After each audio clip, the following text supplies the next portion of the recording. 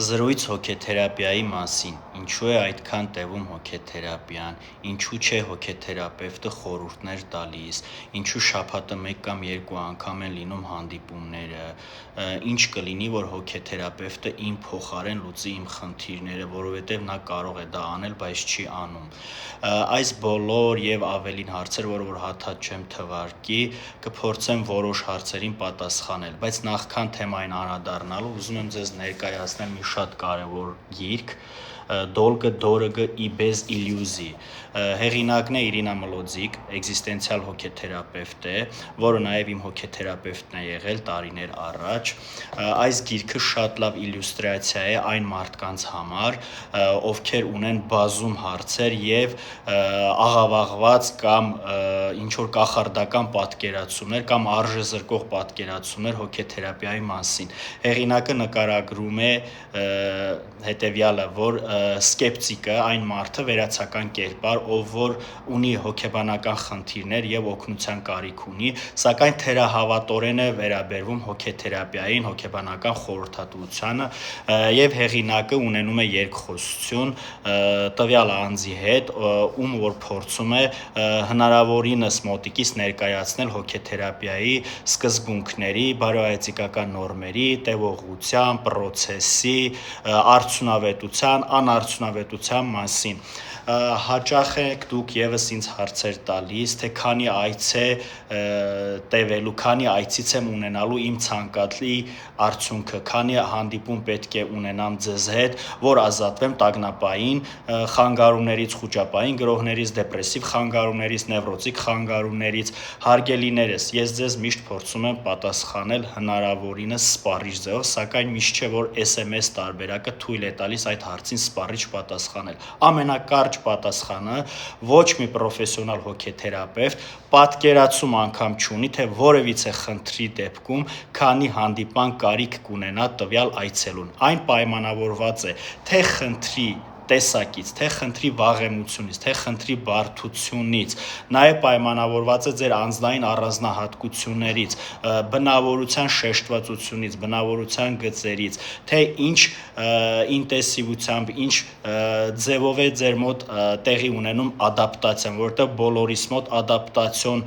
փուլերը եւ մեխանիզմը տարբեր ձև է աշխատում։ Մարդիկ կա ավելի հեշտ են կարողանում վստահել, մարդիկ կա դժվարություն ունենան վստահելու։ Եվ այս բոլոր հարցերի պատասխանները, որոնք որ անորոշ են,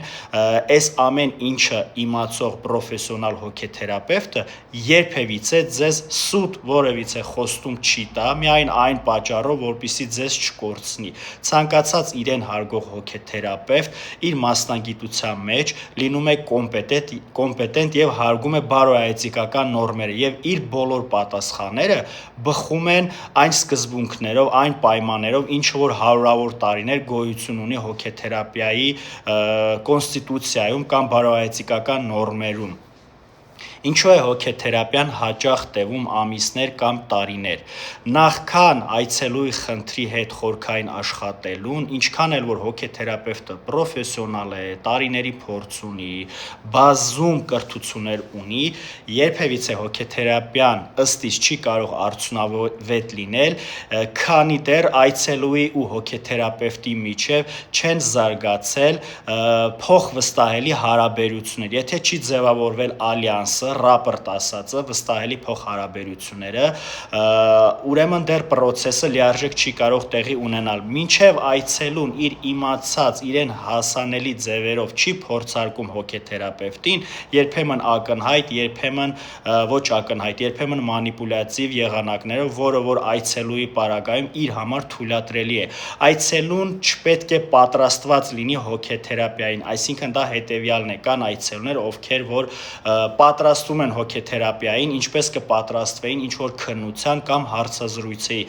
Միակ կարծում եմ ամենակարևոր պատրաստ լինելը այն է, երբ որ քո հոգեկանը կամ անգիտակցականը վերջնականապես եկել է այն որոշմանը, որ ես այլևս ինքնուրույն մենակով չեմ կարողանում լուծել իմ խնդիրները, ունեմ օգնության կարիք եւ ես իմ բոլոր ինձ հայտնի եղանակներն ու անհայտ եղանակները փորձել եմ, սակայն խնդիրը չի դադարում գոյություն ունենալ եւ այս դեպքում արդեն ինքը պատրաստ է նոր փորձառության գնալ դիմել մի մասնագետի, ով որ զբաղվում է մարդկանց հոգեկան առողջության ոլորտին վերաբերվող հարցերով, հոգեթերապևտ, հոգեբան, կլինիկական հոգեբան, հոգեբուժ։ Ինչ վերաբերում է հոգեբուժներին, քանի հասանք դրա, նաև ուզում եմ մեջբերում անել, հոգեբուժին դիմելը երբեմն պարտադիր է, կան խնդիրներ, որոնց դեպքում առանց դեղորայքի միջամտության հոգեթերապևտը ձեզ չի կարողանալու լիարժեք օգնել, հանձինս հետևյալ խնդիրները, դեպրեսիվ խանգարումներ, առավել ևս երբ որ միջին կամ ծանր ստադիայի է հասել, գեներալիզացված տագնապային խանգարում, սուր անքնություն եւ այն բոլոր դեպքերում, երբ որ այցելուն այլևս ի վիճակի չէ իր ուշադրությունը կենտրոնացնել թեկուզ 50 րոպե կաբինետում մտածել, լսել, կենտրոնացնել ուշադրությունը, փորձել բառայնացնել իր խնդիրները, այսինքն նա չի կարողանում խոսել իր խնդիրների մասին, նրա ուշք ու միտքը արդեն ծանրաբեռնված են առօրյա հոգսերով եւ այն իրեն անհանգստացնող հարցերով, որոնք որ խանգարում են իրեն լինել այստեղ ու հիմա։ Տագնապային խանգարման ժամանակ մարդը միշտ ապագայում է եւ նա ունենում է կաշմարային,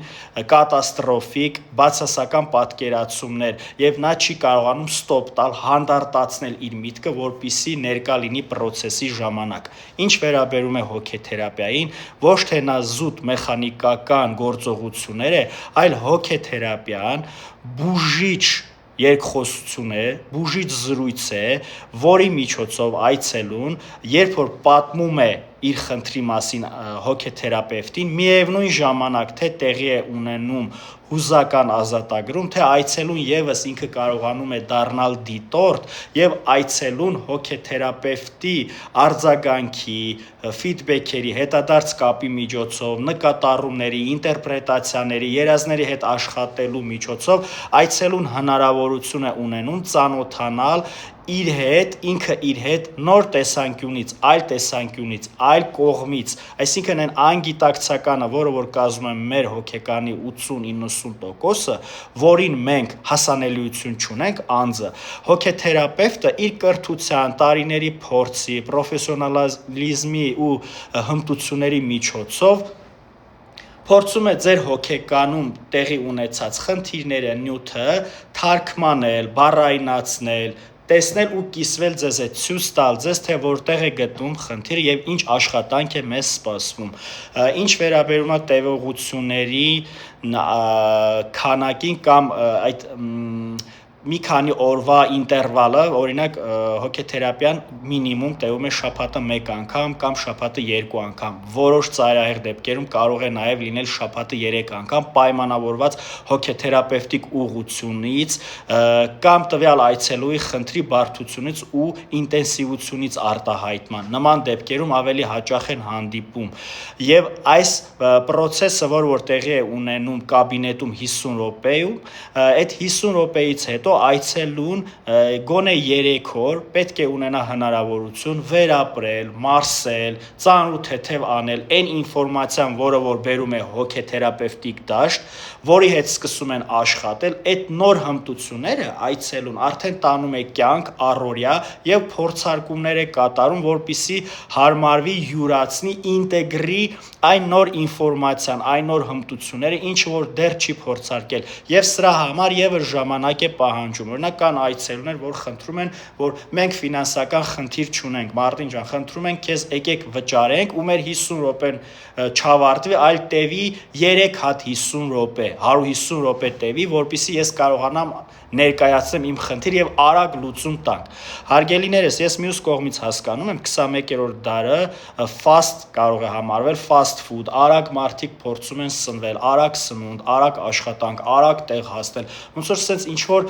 մրցարշավի մեջ լինենք, թե արագ ինչ որ բաներ հասցնենք անել։ Հոգեթերապիան ցավոք թե բարեբախտաբար արագի տեղ չի, դա process է, որը ունի իր անհատական այցելուի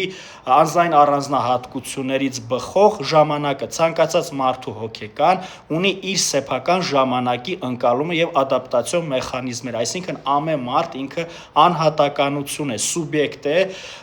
որի հետ անձնապես անհատական աշխատանք է կատարվում։ Մեկի մոտ դա կարող է տևել մի քանի ամիս, մյուսի մոտ կարող է տևել տարիներ, անգամ եթե խնդիրները նույնն է, որովհետև խնդիրների քանակը սահմանափակ է, հա, անգամ հոգեկան խանգարումների ձեռնարկում, այնտեղ սահմանափակ քանակի հոգեկան խանգարումներ կա, բայց կոնկրետ օրինակ տագնապային խանգարումը, ինչքան էլ որ ինքը կառուցվածքով նման է կամ կոնկրետ սիմպտոմներ ունի, ցանկացած մարդու դեպքում իր առանձնահատուկ, իր յուրովի ձևերով է արտահայտվում, այսինքն եթե կարճ ասեմ ավելի մատչելի, ինչքան մարդ, այնքան տագնապային խանգարում կամ այնքան խնդրի արտահայտման ու ակցենտուացիայի անհատականություն, այսինքն 100 հոգի անգամ երբ որ ունեն նույն տագնապային խանգարումը կամ նևրոտիկ խանգարումը, 100-ի մոտ էլ կարող է դա տարբեր տեսքով, տարբեր ձևով արտահայտվել։ Հետևաբար այն ինչ որ մենք արհեստականորեն փորձում ենք արագացնել, դա ոչ թե օգուտ է տալու, այլ վնաս է տալու։ Կոնկրետ այցելուի հարցն եմ ուզում բարձրացնել, որը որ ինձ ասել էր, որ անպայման բարձրացնեմ, եղել է այցելու, ով որ գնացել է հոգեթերապիայի, ինչ որ հոգեթերապևտի մոտ, ով իրեն խոստացել է, որ 10 հանդիպումից դու քո խնդիրը չես ունենալու, լուծված է լինելու։ 10 հանդիպումից հետո այցելուն հոգեթերապևտին ասում է, դուք ինձ խոստացել եք, որ 10 այցից ես չեմ ունենա խնդիր, սակայն իմ խնդիրները կարծես ավելի են սրվել։ Եվ այստեղ հոգեթերապևտը, քանի որ ինքը իր կոմպետենցիայից դուրս խոստում էր տվել, ինչ որ իրավունք չունի հոգեթերապևտը ձեզ խոստումներ տալու, ձեր գլխի տակ փափուկ բարձր դնելու, ձեր անելիքը իր վրա վերցնել եւս իրավունք չունի։ Հետևաբար հոգեթերապևտը նման իրավիճակում լուրջ խնդրի առաջ է կանգնում եւ այցելուն իրավացի է, երբ որ պահանջում է, որ ուր է քո խոստումը, ինչու ես դու ինձ խոստացել մի բան, ինչը որ քո ուժերից վեր է։ Ցանկացած իրեն հարգող հոգեթերապևտ գիտի, որ կան խնդիրներ, որոնց դեպքում նա անզոր է եւ պարտավոր է այդ ամեն ինչը բաց կիսվել այցելուի հետ, բայց նրբանկատորեն, որպեսզի նրան չցավացնի։ Օրինակ, լինում են դեպքեր, որ այցելուի մոտ պսիխոզիկ խանգարում կարող է լինել, շիզոֆրենիա, ենթադրենք, եւ հոգեթերապևտը պարտավոր է, առավել եւս կլինիկական հոգեթերապևտը, ով ախտահոգեբանություն գիտի, ով այսինքն բարդ ավելի խնդիրների հետ կարող է աշխատել, նա պարտավոր է ձեզ հետ կիսվել այս ամենի շուրջ, որպեսզի այցելուն լինի տեղեկացված եւ այցելուն իրեն ավելի ապահով միջավայրում զգա, հասկանա, որ իրենից ոչինչ չեն թաքցնում։ Եվ process-ի հետ կապված, եթե էլի դարձնեմ, այցելուն արդեն երբ որ փորձարկել է հոգեթերապևտին եւ եկել է այն համոզմանը, որ այս մասնագետը հուսալի է, այդտեղ սկսում է աշխատանք եւ հոգեթերապևտը իրավունք չունի ձեզ քննադատելու, նկատողություններ անելու, ծաղրելու, խրատներ կարդալու, ձեզ սովորացնի, թե ոնց պետք է ապրել։ Ինչու է հոգեթերապիան նաեւ վճարովի, որովհետեւ երբ որ այցելուն վճարում է պատասխաններից մեկը, ոչ միայն սպառիչ պատասխանը, այլ պատասխաններից մեկն է, երբ որ այցելուն վճարում է իր հոգեթերապիայի համար, նա կարող է ավելի վեր գնահատել իր հոգեկան առողջությունը, այսինքն հետագայում ինքը հասկանում է, որ իր հոգեկան առողջությունը, ինչպես է ֆիզիկական առողջությունը, շատ կարևոր է ու կյանքի որակը բխում է այս երկուսի պահպանելուց, եւ այցելուն արդեն ավելի ուշադիր է լինում իր խնամքի, իր անձի հանդեպ։ Կարծում եմ այսքանը, սիրելիներս, այն այցելուները եւս, ովքեր որ ինչ որ չափով սկեպտիկորեն են վերաբերվում հոգեթերապևտի մասնագիտությանը կամ առհասարակ հոգեբանությանը, կիրառական հոգեբանությանը, ես հաճախ եմ խորհուրդ տալիս այս գիրքը կարդալ նախքան հոգեթերապիայի գալը։ Այս գիրքը շատ լավ տարբերակ է, որպեսզի հնարավորինս խորքային ու առաջնային պատկերացում ունեք, ինչ կարող է ձեզ տալ հոգեթերապիան, ինչ չի կարող տալ հոգեթերապիան, ինչպես է տեղի ունենում process-ը, ինչու է շաբաթը 1 անգամ կամ 2 անգամ կամ ծայրահեղ դեպքերում 3 անգամ։ Հենց դրա համար էլ վերնագիրը Դոլգը, դորակը ի bez իլյուզի, այդպես է վերնագիր, որտեղ այդ 3 բառակապակցությունները այստեղ ճակերտներից ազատվում են եւ հնարավորություն են տալիս ընթերցողին պատկերացում կազմել հոգեթերապևտի ու հոգեթերապիայի մասին։ Այսքանը, սիրելիներս, լավ մնացեք, մինչ հանդիպում։